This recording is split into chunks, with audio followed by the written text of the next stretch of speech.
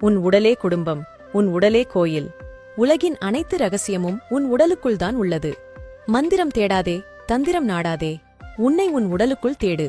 ஊர் ஊராகச் சுற்றாமல் உன் உடலைச் சுற்று. உத்தமன் என உன்னை ஊர் பாராட்டினாலும் உடல் உன்னை கைவிட்டால் பட்டம் பதவியெல்லாம் பிடி சாம்பலே. ஓடி ஓடி உழைத்து காவல் தெய்வமாய் நின்றாய் குடும்பத்துக்கு. ஆனால் உனக்கு காவல் தெய்வமாக உயிர்காக்கும் கடவுளாக இருப்பது உன் உடல் மட்டுமே. அகக்குடும்பமான உன் உடலை மறவாதே. உன் உள்குடும்பமும் உடலே. அதை மறந்தால் புறக்குடும்பம் கதறினாலும் உன்னை காக்க யாரால் முடியும்? மற்ற உயிர்களுக்குச் செய்யும் பாவத்துக்கு விமோசனம் உண்டு. உன் உயிருக்கு சிறப்பு வரமான உடலுக்கே நீ செய்யும் பாவத்துக்கு விமோசனமே இல்லை. உடலுக்கு ஒருவன் செய்யும் சிறந்த தொண்டு பூசைதான். உடலுக்குள் உழைக்கும் உறுப்புகளை ஆராதிப்பது ஆலயம் தொழுவதினும் சாலச் சிறந்தது. ஒருவன் எப்படிப்பட்டவனாக வேண்டும் என்பதை தீர்மானிப்பது அவனது எண்ணங்களே.